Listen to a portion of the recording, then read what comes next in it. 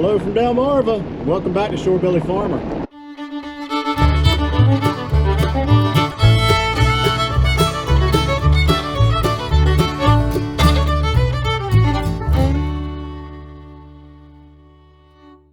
We are on our way to go finish up a project that I started the other day.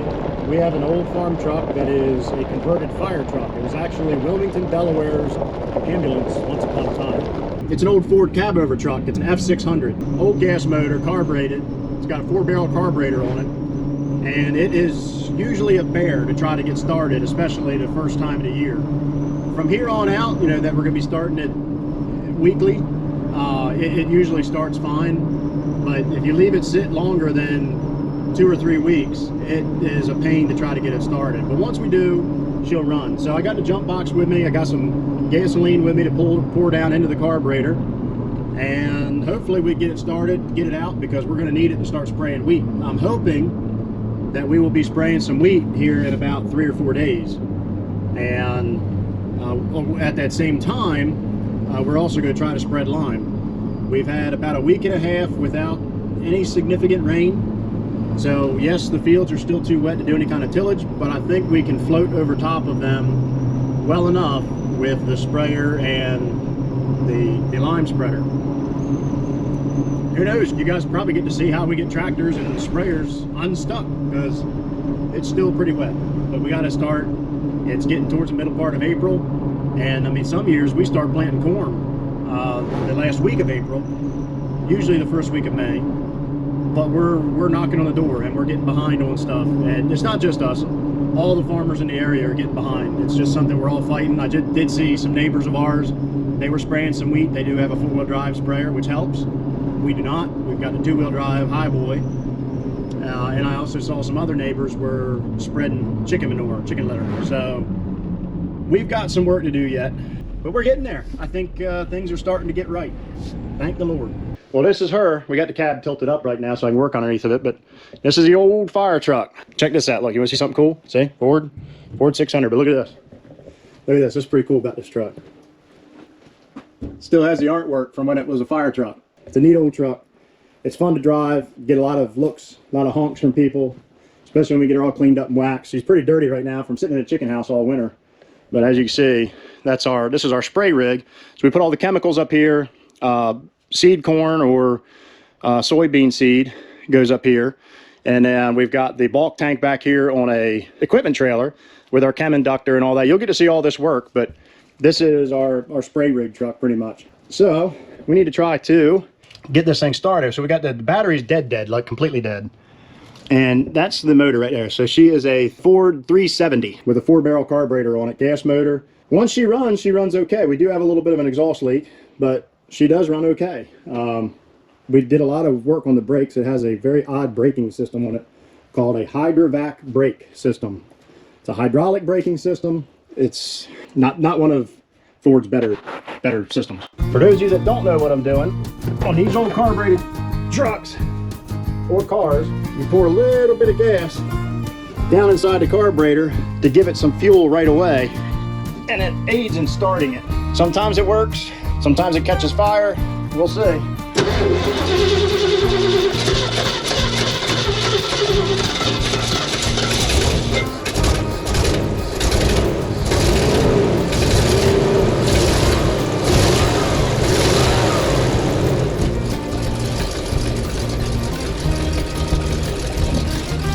Woo! We got lucky. So right now I've got the housing off the top of the filter just so I can access it. We'll let it run just a couple minutes to warm up. That way it'll be easier to start, get the fuel flowing to the carburetor and the bowls properly. Once I feel that she's warmed up enough, we'll go ahead and put the stacks back on. We'll go ahead and put the top of the air filter back together and pull her out. It'll be time. And you have no idea how happy this thing is starting up makes me, because this thing is a bear to get started. Like I say, I messed with it early this morning and couldn't get it started, but I think I flooded it. The best thing I could have done was walk away and get into something else. But there she is. One thing I can check real quick, the jump box has a voltmeter on it. So we're at 14.8 volt, which is good. That means the alternator is charging the battery. I'm not sure if that battery's any good or not anymore. We'll just have to let her charge and find out. I'm happy. I'm very happy. This thing, this thing just is not easy to start. Look, somebody wants to say hi. This thing go get washed as soon as we pull it out of here.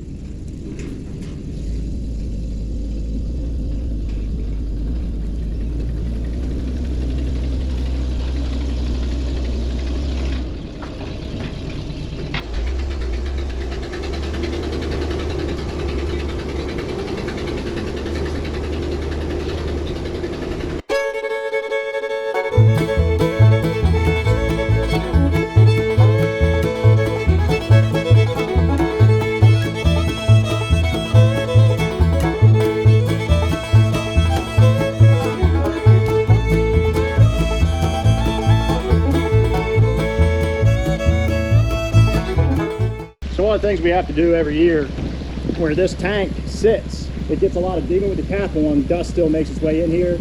Plus you can never get all the water out of these tanks. They always have a little bit in the bottom, and algae grows. So as you can see in there, what we're trying to do is basically flush the algae out as best we can. If we don't do that, and I were to just fill this up, because we made this mistake one year, it would get pumped into the sprayer, and then the sprayer filters, the little screens that are at each individual tip will plug up. And then it's you take what could have been a 15-minute procedure and turn it into an hour and a half of cleaning screens, and it's just easier to do this.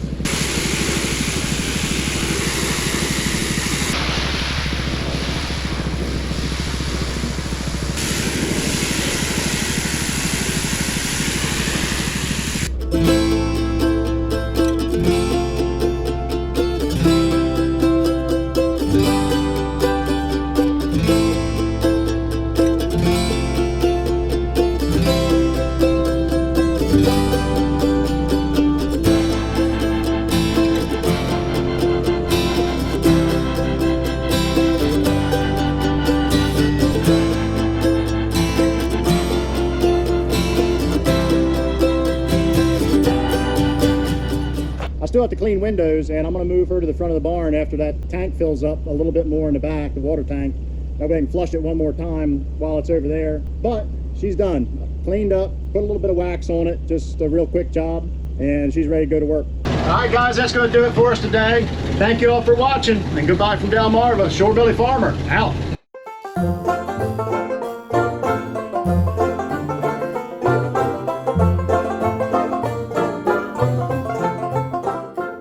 You can always tell a 4-barrel by the way it sounds when you really put your foot in it.